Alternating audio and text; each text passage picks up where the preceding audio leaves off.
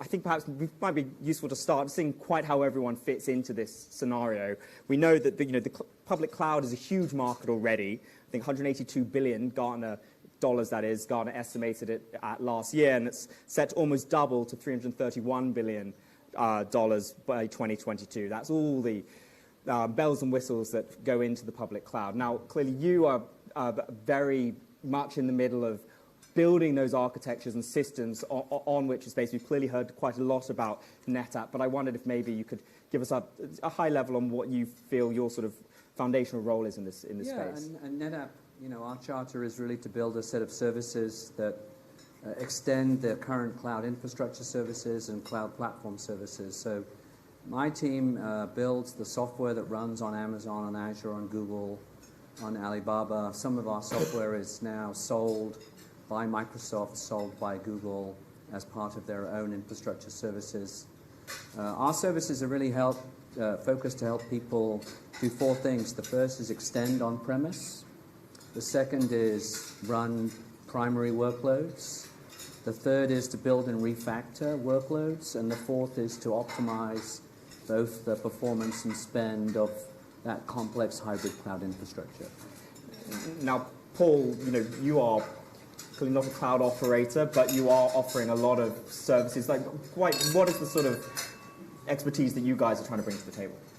Yes, I think most people will be familiar with Adobe as a software vendor. So we run applications effectively on the cloud. We have three main or core offerings: the Creative Cloud, which is the way that we now make available products like Photoshop and Illustrator and InDesign to our customers around the world. Then we have Document Cloud, which is the next evolution of the PDF and the re-envisioning of digital documentation workflows. And then we have what we're now calling the Experience Cloud, which is an application layer that helps enterprises take data and add it to AI and ML to deliver customer experiences. So that application layer on top of the infrastructure. Now, Marjan, you're clearly coming at this from a slightly different angle. Ripple has its finger in a few different pies here, but it's also somehow architecture-based. It'd be great if you could sort of explain the way that Ripple navigates this new universe. No, indeed. I think just to make it very simple, Ripple is a decentralized global network. The vision of the founder and the way that we are building this network is around the Internet of Value. So really transferring money that you transfer data. So for us, cloud is internet, actually, because blockchain and distributed ledger are working on blockchain. So, but this is a new technology and it's not easy to shift and transform the world as it is today. So just to make it more simple, we do have an on-premises solution, software that we commercialize to the banks and financial institutions. But in order to make the integration even easier, we have cloud-based, so native cloud-based solution that enables, smaller banks and smaller payment service providers or new entrants that they want to penetrate into this market, function and have a faster go-to-market. And I think probably most people in the room are, cognizant of the benefits, or many of the benefits of the cloud, but there are inevitably industries that aren't. And perhaps I'll start with Paul and then come to you, Anthony. Sure. What are the industries or kinds of companies that you're maybe seeing slower to adopt the cloud? And perhaps then, I'll ask them something subsequent to that. I think it may be beneficial starting with some of the benefits of the cloud and then looking at that through an industry lens. But if you think about it we're a software provider, so we provide software technology. If you think about one of the core benefits of you being able to deliver that technology through a cloud is to reduce one of the comments that was made earlier about this concept of technology debt, where in the old days when an organization bought software and typically ran that in their own data center, almost immediately and inevitably the IT organization would make that more bespoke. They would start to cut their own code, they would start to build their own API connections, and they would create an architecture that was quite unique for that organization. As a software vendor, that makes it very hard to migrate customers through a transformational or a technology journey as you bring out new features and functions and new services and new offerings. Cloud-delivered software enables you effectively to deliver the same product to everybody at the same time and immediately offer updated features and functions. So we're seeing in the tech industry, at least, a very fast take-up of software being delivered across the cloud. That's an obvious use case. Where we're seeing some legacy industries or industries that are thinking about how to move there more now is kind of more of the industries that have had a very heavy reliance on core owned in a data center in their own environment technology, where they are so heavily laden with that tech debt, it's becoming harder and harder and harder to get out of that cycle. And there's some big examples of that. Actually, not so much by industry, but also by geography. And you see a lot of that happening in markets where, because of some regulatory environments, they had to build those environments in their own environment. And what markets would those be? I mean, we see it a lot. So, I've got a background in the Asia-Pacific region. You see a lot of that in North Asian markets. We see a lot of that happening in the Indian market. We saw, obviously, most organisations will now be building the technology inside the firewall to deploy to the Chinese market. In an industry level, one of the great customers that we work with here in the United Kingdom is Unilever. And Unilever is now looking at how can they best engage with their customers. If you take Unilever, effectively is a B2B distribution business where they distribute their products to retailers around the world. But their customers don't really have a relationship with them as a brand or as a business. And they're looking at how do they use technology and cloud and AI and the ability to create a one-to-one engagement or a personal journey customer back to the brand. And what can they do with that data? And they're doing that through activation and through loyalty programs and through clubs, but also, in many cases, embedding the technology into the product itself. I mean, Anthony, do you have different thoughts, or do you find that there are similar challenges regionally? No, I completely agree. I mean, I think when people ask me what's the cloud done, I always respond, actually, a quote from a friend of mine who said, the cloud democratizes innovation. And what used to be just available to the very large organizations on premise is now available to anybody with a credit card. And what has that done? What's happened is really, I think it's empowered people who, to Paul's point, weren't empowered before. That's the application developer. That's the data scientist. And with SaaS, it's the line of business. And all of a sudden, these people that had huge dependencies on IT now feel liberated. And that liberation is what's driving, I think, what we all call now a digital transformation. And that digital transformation is affecting all of us. And it isn't just limited to the existing assets and their location. Digital transformation is changing fundamentally the customer relationship, the product that people buy, and the insights that we get from that data. Marjan, you clearly go into a lot of banks and try to convince them that they should be adopting their systems. How do you? I mean, can you think of examples, not necessarily with naming a particular bank, but perhaps where you've gone in and I don't know, do they say if it ain't broke, don't fix it? What's the reaction that you get? Well, I think the financial industry, or really bank side, are much more conservative in terms of embracing the digitization in a way that, probably the smaller bank or more fresh digital bank, like, for instance, Revolut, N26, are looking at this transformation because they are starting from the scratch. So there is no legacy. They are very, easily they can get to the certain level of the service level that they can offer to the customers, because everybody wants everything fast, cheap, and reliable. So the way that we see is that probably this dynamic of these new banks, or also the payment service providers, that they don't have all these complex legacies, are really putting somehow pressure on the banks in terms of fearing of really losing out or missing out the story. So it's very complex, these discussions, especially depends on the banks. But when you go to a very large banks, you need to talk to multiple business lines before getting given to a consensus of what is, for instance, blockchain, or what is the digital journey that we want to take up. But where we see the success is that if there is a strategy on the top. If there is no strategy, you will end up in back office discussions, and you can go back in 2 years' time and you are at the same level of maturity. So I think those banks that have a clear strategy, the top management is really know where they want to go. They see how the banking services need to change.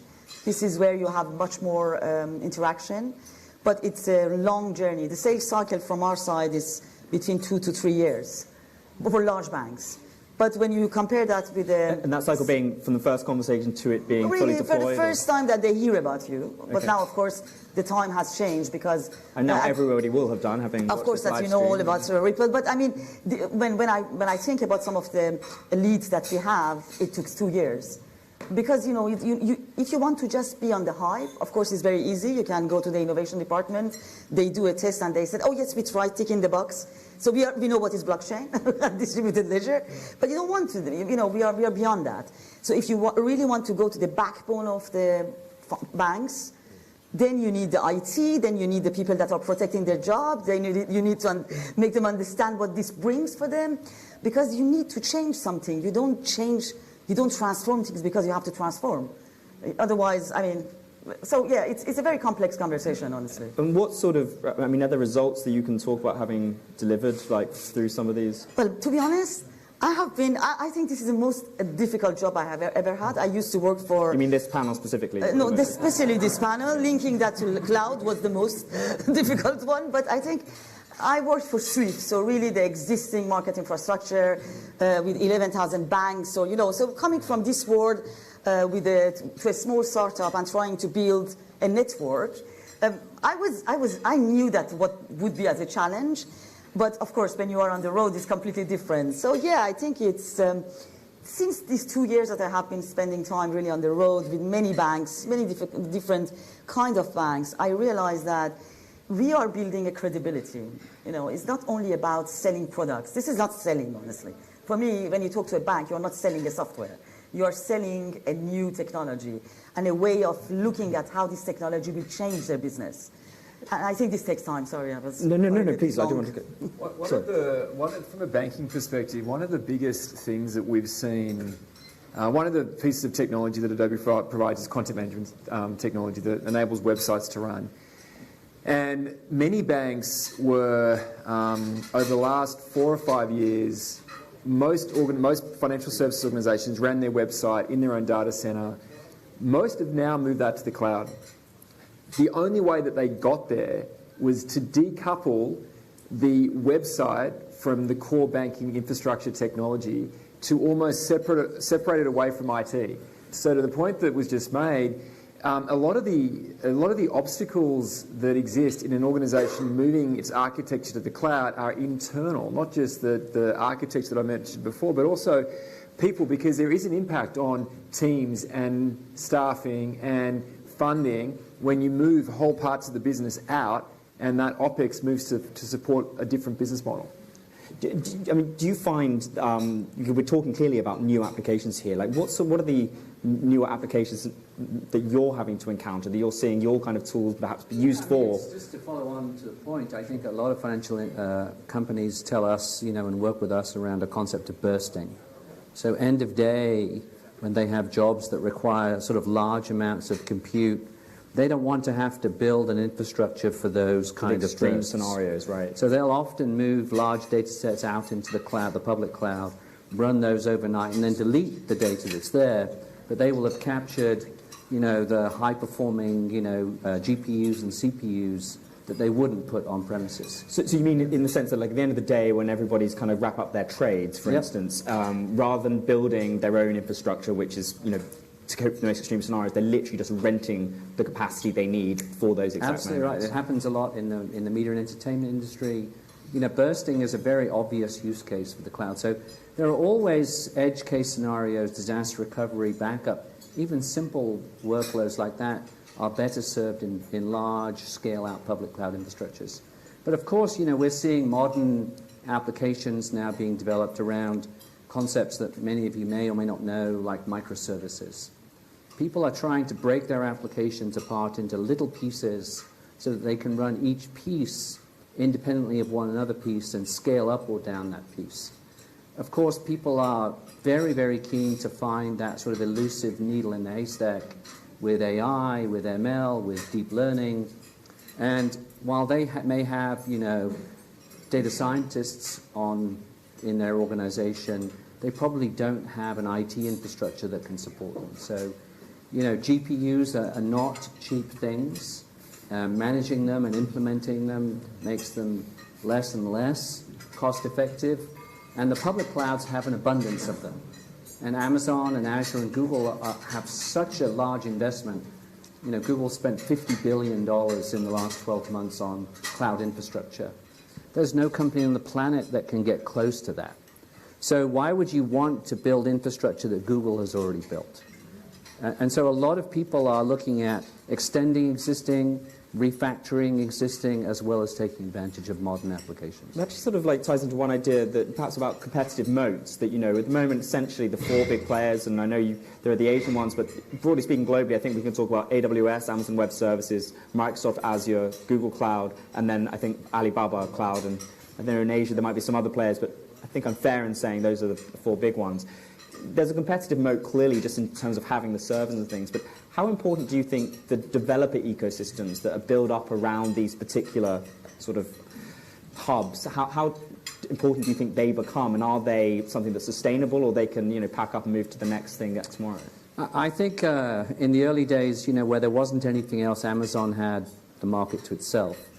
I think now, you know, certainly Microsoft, Google, and I think even Ali have recognized the opportunity. And it's interesting because the four of them are really the only companies that have ever approached, you know, trillion-dollar market caps, maybe Apple on the consumer side. But when you have that much on your balance sheet and you have that strong a desire to win, it's almost impossible for anybody else to play in the true cloud infrastructure market.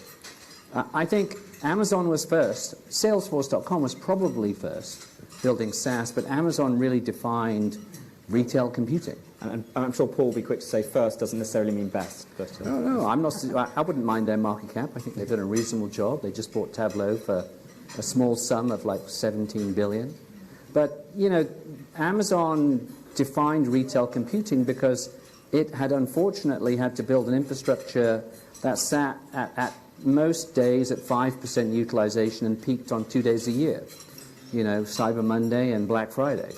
And it realized that other people could take advantage of it. I think Amazon captured a lot of the early application developers. Microsoft has done an amazing job capturing the IT organizations, and Google, for all of its brilliance, tends probably still to be favored by the data scientists. So they've all got their interesting angles, which, to the point my colleague Alex meant, you're all going to end up on all of them.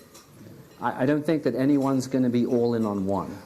Although it is interesting that you do get some companies who will say, well, we don't necessarily want to be using AWS because we see Amazon as a competitor in commerce. I mean, I don't know if there are instances where you guys have encountered that, where you might say you're not going to use a particular client, or you might tend to steer away from one or the other. I mean, we, as an application provider on cloud, I think it's important to provide an optionality to our customers. So we provide our technology across multiple cloud providers. But I think the point that was made a second ago is the key one. The concept of scale is the underlying business case proposition here. And there are very few, if any, organisations left that could catch up with, you know, the four big players. And the benefit of scale is efficiency and a diminishing cost. And I think it's good for the industry that there's four there and not one.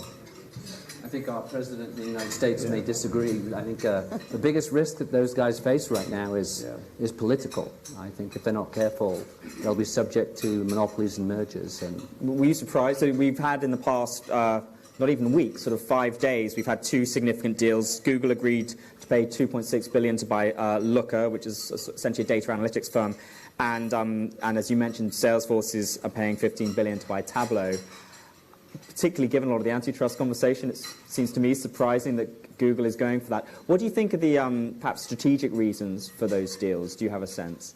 I think data is, you know, the primary asset of every company. I think people will need to put data on their balance sheets. It will be an asset and a potential liability. And if you look at deals that have been going on, not even in the tech space, there was a time where Qantas Airlines in Sydney considered breaking off its loyalty program. And the auditors valued the loyalty database at more than the airline. So, you know, data has become, I think it was a great article in The Economist that suggested that data was the new oil. It could have been Business Week. It could have been. But I really believe that data is what drives certainly every interaction of my children. And it's a generational thing, but digital will be the preferred channel for all interaction, I believe. We touched on the, you did just touch then on some of the antitrust questions. Clearly we've had GDPR for just over a year now in Europe. I wonder how that affects the blockchain. Does it affect you guys specifically, or how has it affected the blockchain more broadly, this ability to, sort of putting the stoppers on sharing data quite as freely as we have done historically? Well, I think the blockchain or GDPR at the end is the protection of the data.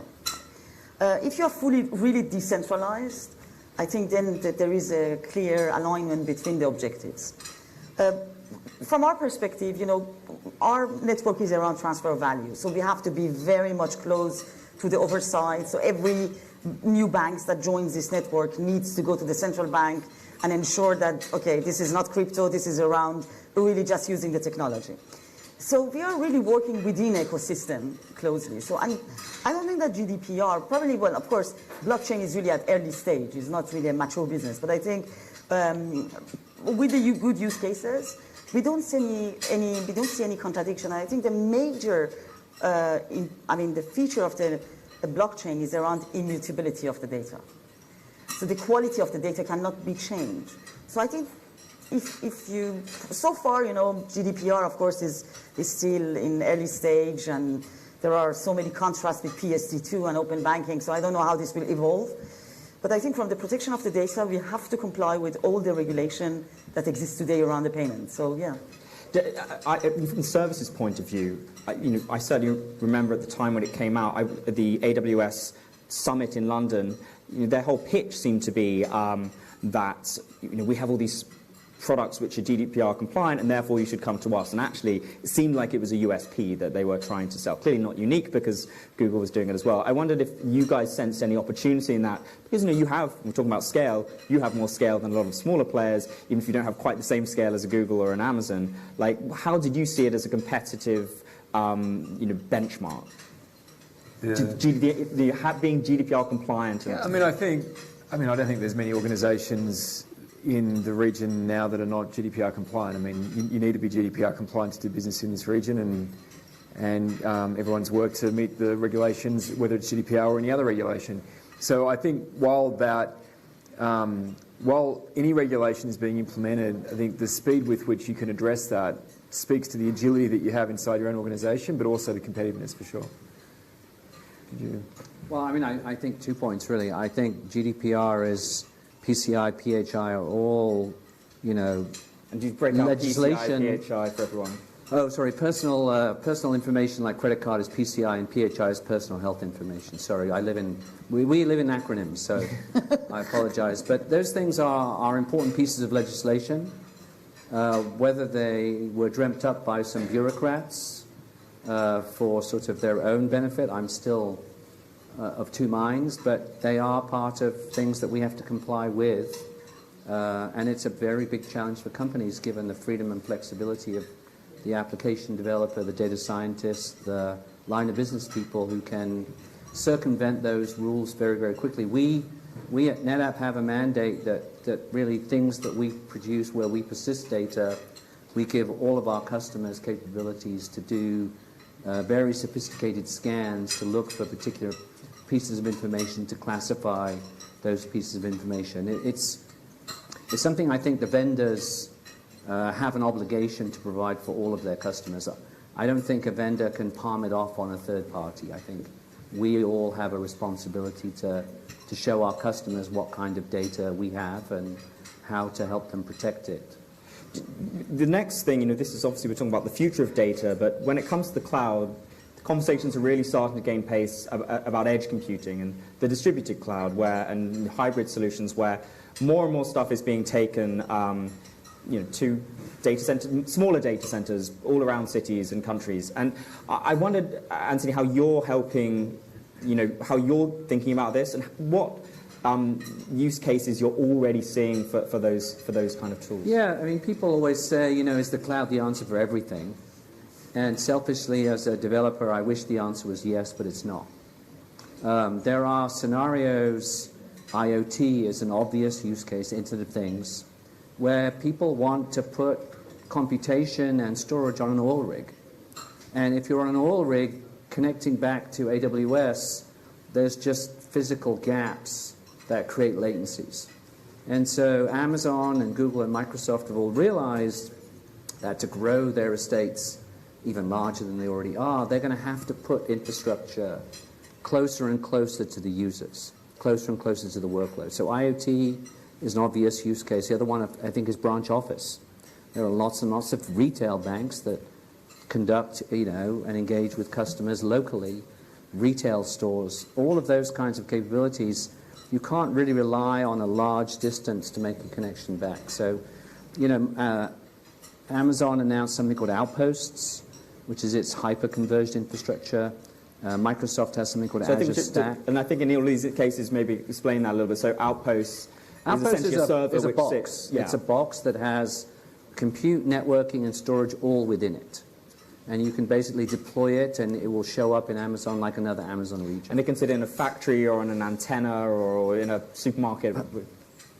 We haven't seen it yet, Sure. But aspirationally, I think it should. At NetApp, we have a very strong hyper-converged infrastructure where we allow people to deploy very, price-performant, boxes that have those three elements within them. And a lot of customers use those for secondary workloads, maybe not the big databases, but the smaller ones where they can get a better price-performance curve. But in these, as Alex said earlier, in these scenarios where people are desperate to manage data and provide an experience, that may be an experience to a person, or it may be an experience to a drill bit, it may be an experience to a car, all of those kinds of things, that the public clouds are realizing that there is this three-tier architecture, what we call edge to core to cloud. And almost every scenario we're seeing that filtering. If you're capturing millions of transactions, let's say, in a restaurant, and you've got video cameras behind the point of sale, and you're looking for fraud, you can't afford to send that enormous amount of data to a public cloud. What you want to do is filter it as much as you can locally at the edge, move the key pieces back into the core for secondary processing, and then when you have elements of information that you think are important to you, or aggregates, that's when you use the public cloud. And Paul, I wonder how you're adapting your systems for that. Surely there must be a huge R&D expense of working out what to put where. And I think that the best way to describe that in a customer use case perspective is a quest for reduction in latency. And ultimately, when you think about any interaction that a brand or a business wants to have with their customer, you want to be able to see what's happening, take the data from that, transact it using your algorithms and whatever else to give you insight and actionability in milliseconds, real time. And so therefore, the faster that you can get that interaction, the faster you can get that transaction, and the faster that you can build your ecosystem to react real time.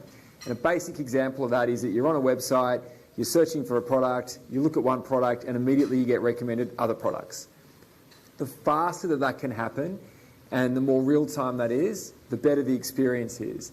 And that experience is becoming a competitive advantage for organizations that are faster than others, because as an individual, every single person in this room is a consumer. Every single person in this room, in the old days, would have had your favorite brand or your favorite app or your favorite website because you had a great experience. And you would have potentially compared that if it was a bank with another bank or an airline with another airline. Today, you compare your best digital experience with every other digital experience that you have. So if you have a real-time engaged experience with an airline, you expect that with a bank, you expect that with your retailer, you expect that with whatever services it is that you're having. So that quest for latency or reduction in latency is a competitive advantage for sure. So as an application provider, when we talk about being able to deliver software to our customers and help large enterprises deliver their services to their customers, it's in many cases built from an architectural perspective to reduce that latency as much as possible. And does that mean does you have to massively change how you engineer these app services, solutions? For us, we have an architectural strategy that looks at core and edge compute. We do this very similar to the description that was provided.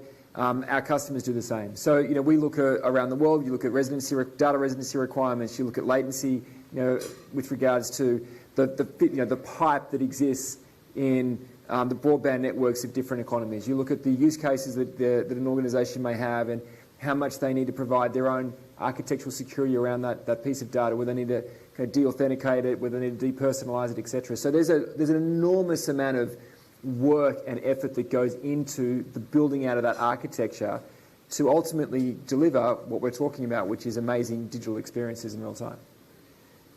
Is this something you'd like to weigh in on, or is it a little bit outside the Ripple? Well, I think probably it's not exactly the same thing, but when you look at end of any experience, digital experience, that especially in the banking, it's an element of payment. You see, and I think probably this is the backbone, and it's not necessarily what the customers see, but the data is very important because, and I think when you look at the way that the transfer of the value is happening today, it's still archaic. So you are still sending like a mail to another party, and this is going through a multiple sequence. So it takes 3 to 5 days, a normal cross-border transfer. And the information is not going with the transfer. So the information actually is exchanged completely separately because there is no synchronization between these two elements. So again, the way that we see it, and especially with the distributed ledger, is how you can combine actually this transfer of value together with the data. And this is a very important element, and I think this is going back again to the end users, the corporate segment. Today, still a normal invoice, reconciling a normal invoice is still archaic. When you imagine that how you send an email and you don't even think about the speed, still a corporate have to reconcile the data a day after, 24 hours after. So I think that's where we see how the management of the data is completely changing when you are getting to the new age of this technology. We're reaching the end, but one thing I'd like to touch on is how you see that competitive landscape evolving with the cloud operators. And clearly, a lot of telecoms operators right now are throwing a lot of money at fiber optic networks and 5G. And as more compute power comes to the edge, they own, frankly, a lot of the real estate, the places where those communication interactions are happening. Perhaps it relates back to these competitive moats we were talking about before, but I don't know, Anthony, if you have views on what are the prospects for new players trying to get into the cloud space, or are we already so far down it that those big four are going to dominate it, no matter what ambitions an Orange or a Deutsche Telekom might have? I think in the core, in the main data centers, I think you'd be hard pushed to justify to any chief executive, if you're a telco, that you should build a public cloud. I think a few have tried and all failed. I think the latest one was Joyent. I think those guys just decided to end their foray into hyperscale public cloud services.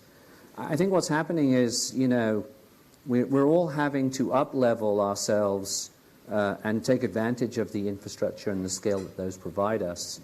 And what's nice is the market size has expanded so significantly. NetApp, to Alex's point, NetApp 25 years ago only sold infrastructure to the large global organizations that could afford it. Now, today, we sell services to small startups who pay us a few cents per gigabyte per month. And so what's happening is you just have to sort of recognize what's been commoditized and move to the places where you believe there is opportunity and discontinuity. And then when you find those, they're much larger than they ever were. I mean, I grew up here, I went to university here, and I was the only idiot at the time that decided to pursue software. My friends became lawyers and bankers and accountants. Don't say journalists. And I pursued a software career, and thankfully, out of a lot of luck, every company in the world is now a software company.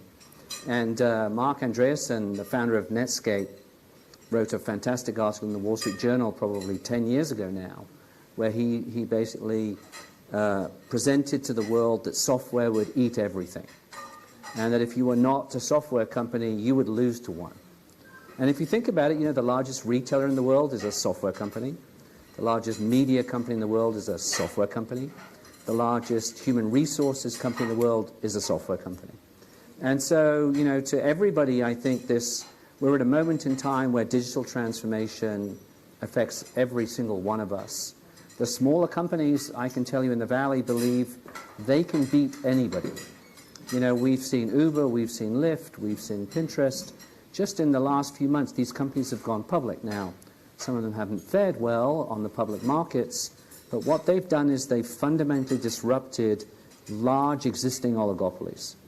And they've done so without actually being in the existing business of the oligopoly. And that I think, is the opportunity that these public clouds have enabled. And these companies are very happy to pay hundreds of millions of dollars to get access to this innovation, the innovation that, you know, Amazon, Google, Azure, and Alibaba profess. I mean, if you wanted to picture yourself as a fantastic digital company, you would probably put those 4 companies in your top 5. And they are both purveyors of infrastructure and, by themselves, digital transformation agents. Well, on that note, I would like to thank our panel, Paul Robson from Adobe, Marjan Delatinne from Ripple, and of course Anthony Lye from NetApp. And thank you very much for your attention.